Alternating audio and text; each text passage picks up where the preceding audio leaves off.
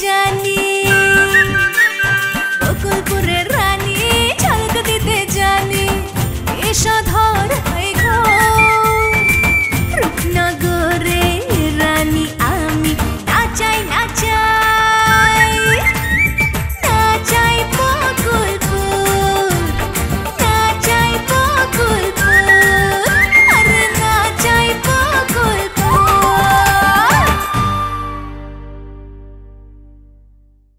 লোক পাঠাইছি ফ্লাক্সে করে চা আনতেছে সেই চা দিয়া গোসলও করতে পারবে রসবাস আপনি দেখতেছি কথাটা তুইলে না কথাটা তুইলে নিতে হইব খালি তুইলা নিলে হইব না মাফও চাইতে হইব আর নইলে এদিকে যাইতে পারবে চালিশে কি হয়েছিল বুঝলে গেছেন সব সবার সামনে হাত জোর করে মাপ চাইতে হয়েছিল উগান্ডারে তুমি আবার সরাই দিলা কেন? সেই কৈফিয়ত কি আপনারা দেওয়া লাগবো? অবশ্যই দেওয়া লাগবো। মাথা গরম করে তুমি উল্টাপাল্টা সিদ্ধান্ত নিবা আর আমি চাই চাই দেখুন তা তো হইব না। আমি অবশ্যই আমার নাক গলাম ওইটার মধ্যে। নাক গলানোর আগে আগে পিছে যাই না আসেন। আমার আগে পিছে জানার দরকার নাই তো, তুমি তোমারটা কও। দিবা ভাবির এখন আমার থেকে বেশি দরকার ওই দীপালিরে। সে তারা আঙ্গ বাড়িতে এনে উঠাইতেছে, আমি নিষেধ করে দিছি, কইছে অন্য জায়গায় ঘর দেখতে। হ্যাঁ, এই কথাটা কও কি তোমার খুব বেশি দরকার ছিল? তো কমো না, আমি কি এখন ওরাই না আমার ঘরে তুলুম? উগান্ডা যার লগে, আরে দূর, উগান্ডার লগে হন তার কোনো সম্পর্কই নাই। না থাকুক, তাই বলে তো আমি যাত্রা মায়ের আমার ঘরে তুলে আনতে পারি না। এর জন্য দিবা ভাবি কইছে সে বাড়ি ছেড়ে চলে যাব। তখন আমি কারি নিয়ে থাকুম, এর জন্য আমি উগান্ডারে বিয়ার কথা কইছি। উগান্ডা তো রাজি হয় নাই, তার বাপ মত দিলে তারপরে সে বিয়া করবে।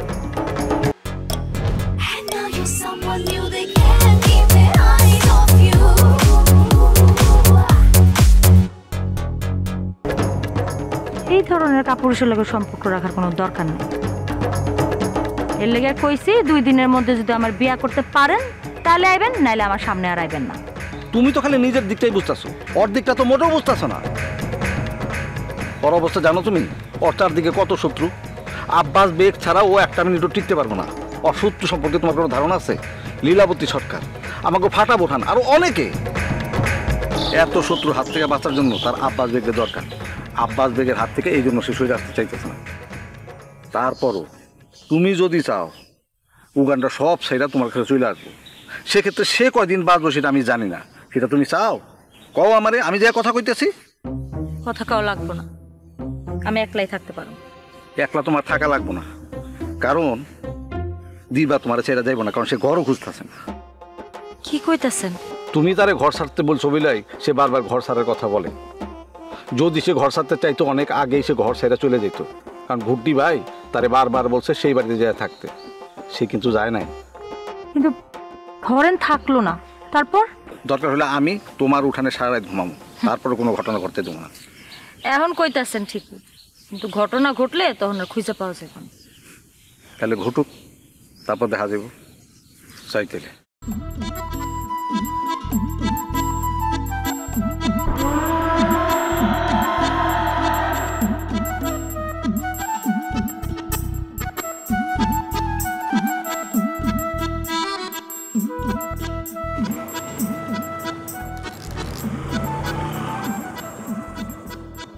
মা, আব্বা কবে আসবে?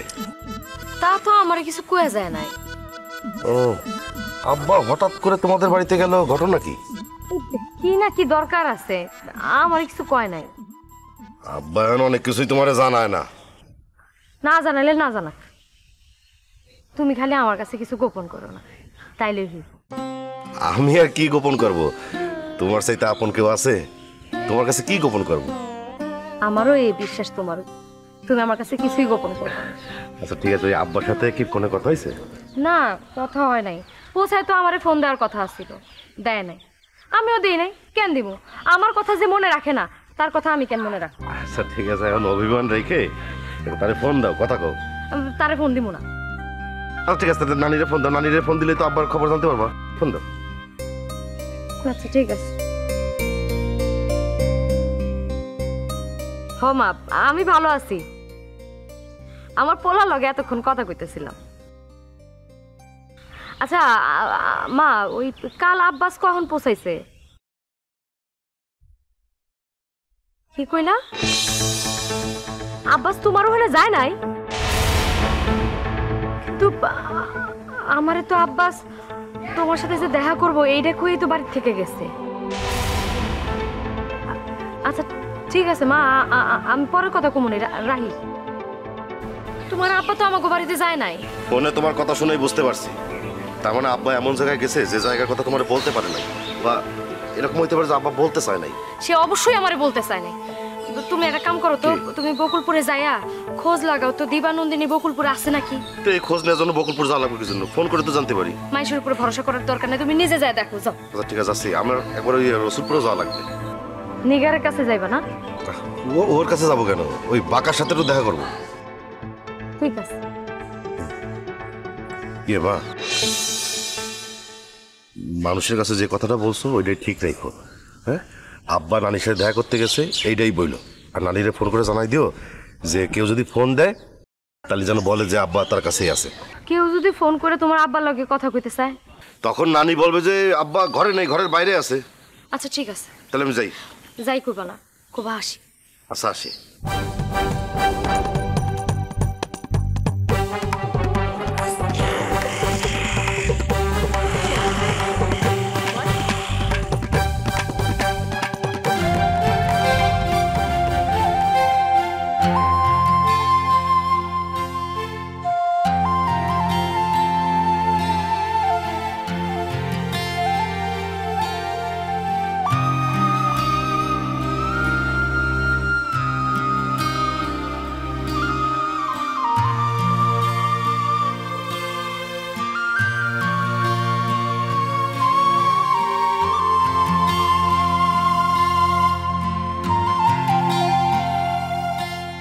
নিগার, তুমি এরকম চুপচাপ বলেছো কেন? এমনি এমনি কি কি যে কম? আরে আমার মনটা অনেক খারাপ বোরহান ভাই। আরে মন এত খারাপ করে কোনো লাভ নেই, ভাগ্যে যা আছে এটা ওই বই। তুমি কি কিছু ভাবছো? কি লো, কথা কইতেছো না কেন? তুমি কি কিছু ভাবছো? আরে তুমি ভাববা না উগান্ডা নাকি তুমি খলিল লিবিয়া করবা না? তুমি কইবা না? উগান্ডা মানে? বোরহান ভাই আপনি এটা কি কইতেছেন? আমি কেন উগান্ডা ভাইরে নিয়ে ভাবুন? কেউ জানুক না জানুক, শুরু থেকে শেষ পর্যন্ত তো আপনি ভালো করে জানেন। আপনি আমার কইতেছেন উগান্ডা ভাইরে নিয়ে ভাবতে? না হইছে কি, আব্বাস বেগ সে তো চাইতেছে তোমার বাপেরও চাপ দিতেছে উগান্ডার লগে তোমার বিয়া দিতে। হেলে কইতেছি তুমি আসলে করতে চাইতেছো কি? তোমার ভাবনাটা কি? আমার তো তুমি ক্লিয়ার করে কইবা নাকি? সবকিছু তো আপনার কাছে ক্লিয়ার থাকারই কথা। আমি তো উগান্ডা ভাইয়ের সাথে থাকতে পারবো না, উগান্ডা ভাই আমার লগে থাকতে পারবো না। রুহি উগান্ডা ভাইরা ভালোবাসে, উগান্ডা ভাই রুহিরে ভালোবাসে। রুহি এত বছর ধরে উগান্ডা ভাইয়ের জন্য অপেক্ষা করে আছে। আমার কি উচিত হইব রুহির মনটা ভাঙা? আর খলিল ভাইরে যদি কেউ আমার থেকে চিনাই নেয়, আমি কি থাকতে পারো? আমারও তো উচিত রুহি থেকে উগান্ডা ভাইরে চিনাই নেওয়া। একটা মানুষের মন ভাঙা মসজিদ ভাঙা সমান কথা। আমি কখনো এটা চাই না, আর এইভাবে তো সুখেও থাকতে পারম না। একটা জীবন তো কষ্টে কাটাই দিছি, একটা মানুষের ভালোবেসে আর একটা মানুষের সংসার করছি। আমি আমার জীবনে আর এরকম চাই না। আমি বুঝতে পারছি নিগার, তুমি খলিল ভাইরে বিয়ে করতে চাইতেছো। কোনো সমস্যা নাই, তোমার বিয়ে আমি খলিল ভাই লগে দিব। এর জন্য আব্বাস চেয়ারম্যান থেকে শুরু করে তোমার বাপ কোথায় কাল কি কথা কইতে হবে সেটা আমি দেখতেছি। তুমি কোনো চিন্তা করবা না, তোমার আমি খলিল ভাই লগে বিয়ে দিব, চিন্তার কোনো কারণ নাই। আচ্ছা আমি এখন যাই, আমার আবার কাজ আছে। ঠিক আছে? হ্যাঁ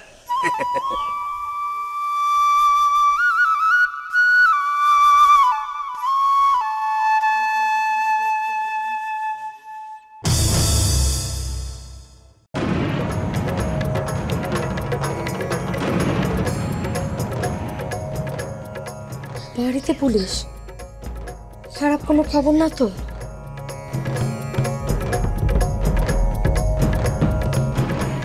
আসসালামু আলাইকুম। ওয়ালাইকুম আসসালাম। মিস্টার বেগ কি বাড়িতে আছেন? জি না, তার মানে যা শুনেছি তা ঠিক। তিনি আমার বাপের বাড়িতে গেছেন।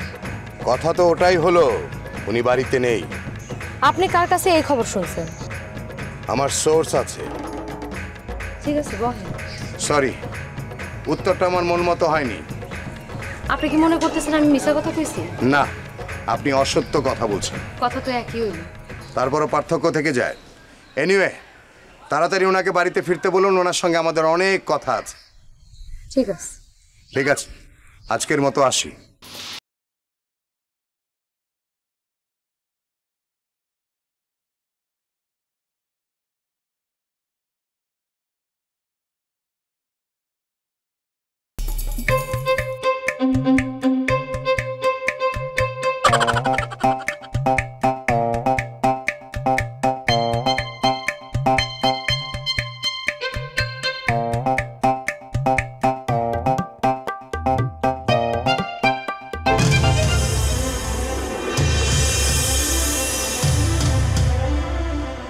যে কামে আইলাম হ্যাঁ কাম তৈল না।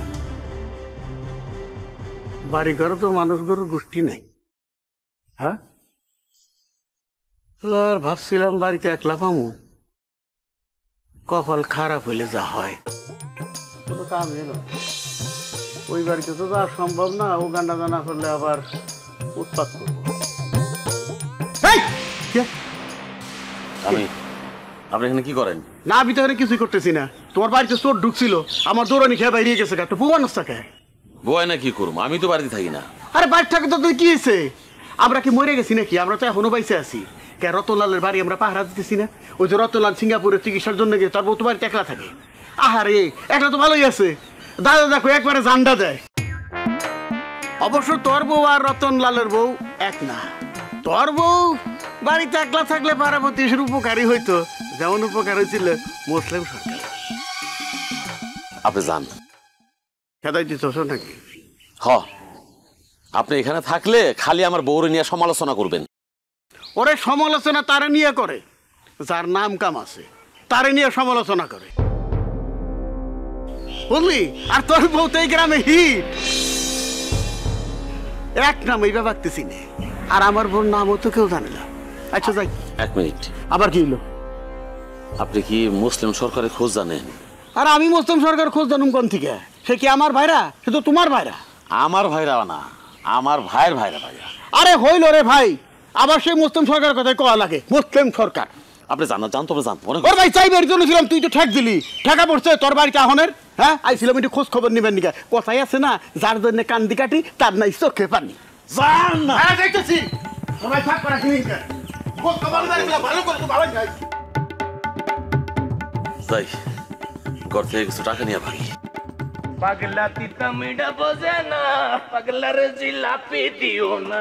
আরে বেটা, তোর তো মনে মনে খুঁজতেছিলাম রে। ওই যে কি নিগার তো খলিল ভাই বিয়ে করতে চায়। আবারে একেবারে বিরাট খবর দিছো, সেটা তো ভাই পুরান কথা। আচ্ছা, এই একই কথা কলিগার নিগারের কাছে গেছিলি, তার লগে কথা কইতে তোমার মজা লাগে? দূর ফাইজলামি করিস না তো, ফাউল কথা কইস না। ওইটা থাম। নিগারে বিয়া করবি যদি করতে চাস, এইটাই কলম উপযুক্ত সময়। এই মাইয়াটা চার দিক দিয়া কিন্তু একদম আটকে গেছে। তুই বেটা না আসলে খারাপ হয়ে গেছিস।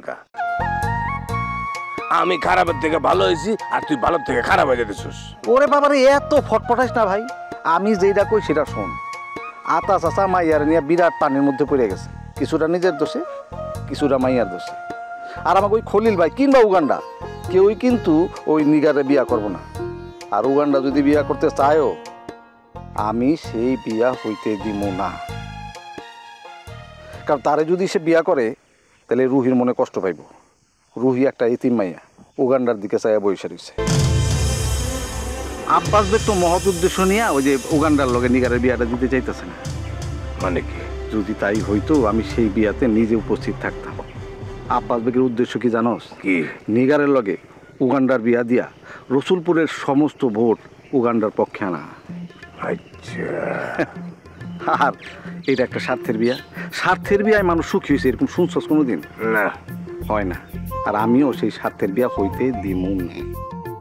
আর যদি কথা হাতাখার কথা, হাতাখা তো নিজের জানি কি ভাবা শুরু করছে। যেদিন থেকে আব্বাস বেগ তারে প্রস্তাব দিছে ওই যে মেয়ার বিয়ার কথা, আরে বাপরে, সেই দিন থেকে সে তো নিজের আব্বাস বেগের সমান ভাবা শুরু করছে। নিচু শ্রেণী মানুষের সমস্যা কি জানোস তো? তার চাইতে একটু উঁচু শ্রেণীর কেউ যদি তার দিকে হাত বাড়ায় না, সে নিজেরে তখন ওই শ্রেণীর মনে করা শুরু করে। তার দেমাগ ভাঙার দিগাই আমি কইছিলাম যে তোর লগে নিগারের বিয়ার কথা, শুই না ফাল দিয়ে উঠছে পুরা। আর এই কারণেই না আমি চাই তোর লগে নিগারের বিয়াটা হোক, তাতে আতা চাচা যেমন দেমাগ ভাঙবো, সাথে সাথে ওই নিগারেরও। কি যে মনে করে মানুষ নিজেরে, আজকা মরলে যে কালকা 2 দিন, সেইটা বুঝে না। দূর এই সমস্ত কথা বাদ দে তো। আমি দিবার বাইরে কারে ভাবতে পারি না। কি হারাক্ষণ দিবা দিবা দিবা দিবা করো? কি আন্ডাটা আছে? আন্ডাটা আছে কে দিবার মধ্যে? ওইটা তুই বুঝবি না। ওটা আমার বোঝার দরকারও না, কোনো বোঝার দরকার নেই। কিন্তু আমি কি কই জানো, স্বপ্নে যেহেতু পোলাওই খাবি, একটু ঘিটা বাড়ায় খা। এই খারাপ, তুই আসলে কি চাস? আমি চাই তুই মেয়েটার উদ্ধার কর। মেয়েটার লেগে না আমার খুব মায়া লাগে। যদিও সামনাসামনি যখন দেখা হয় আমি করা কথা শোনাই, খালি ওরে না ওর বাপের ও শোনাই, কিন্তু তারপরে না দুইজনের লিগে আমার অনেক মায়া লাগে। আমি চাই তোর লগে নিগারের বিয়াটা হোক। তুই মাইয়াটারে বিয়া করলে খুব ভালো হইব, মাইয়াটার একটা গতি হইব। তুই তো আমারে পুরাই বেড়া সারার মধ্যে ফালাই দিলি। আমি তো নিজেই বুঝতে পারতেছি না আসলে এখন আমার কি করা দরকার আর বা কি করা উচিত। ভাব, একটু আগে কই না তুই ভালো হয়ে গেছস, এটা কিন্তু ভালো আর মহৎ লক্ষণ। আর যেটাই ভাববি ভালোটা ভাবিস। গেলাম। বাঁকা এটা কি কয়ে এলো? অবশ্য যা কইছে খারাপ কয় নাই। দিবা কোনোদিনও আমারে বিয়া করব না। অবশ্য দিবার পরিবর্তে নিগার হইলে খারাপ হয় না, কিন্তু নিগার কি আমারে বিয়া করতে রাজি হইব নাকি আস্তে আস্তে কঠিন অবস্থার মধ্যে ফালাই দেব যে নিগার নিজেই আমারে বিয়ে করতে রাজি হয়? তোর কি সব উল্টাপাল্টা জিনিস ভাবতেছে।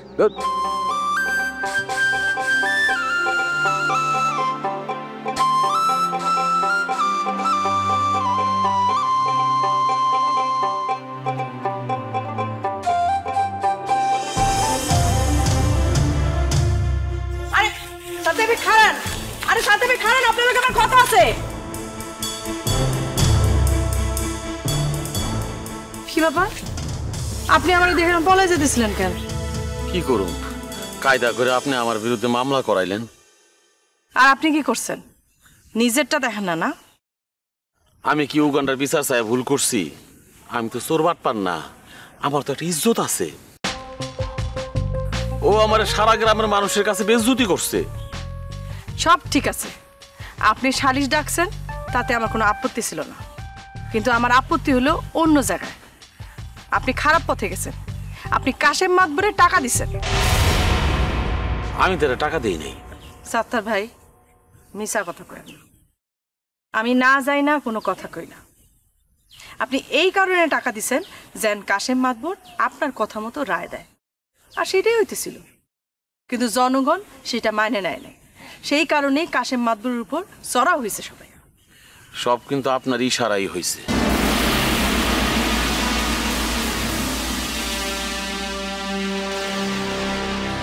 উগান্ডার বিয়ে দেওয়া না তুমি কেটা?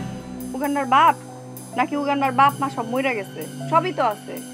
তোমার কেন উগান্ডারে বিয়া দেওয়ান লাগবো, তাও আবার রুহির লগে, যেটা বাইদিন চান না? চান্না করো না, চান্না করো না, একসময় ঠিকই রাজি আসছিল। তাছাড়া আমাকে একটা প্ল্যান আছে, মানে দিবার প্ল্যান আছে আর কি। গণসংযোগ নিয়ে ও নিজে একটা যাত্রা গঠন করছে। আর তার লগে তুমিও আছো, তাই তো? হয়, কৌশলগত কারণে থাকা লাগতেছে। কি কইলা তুমি?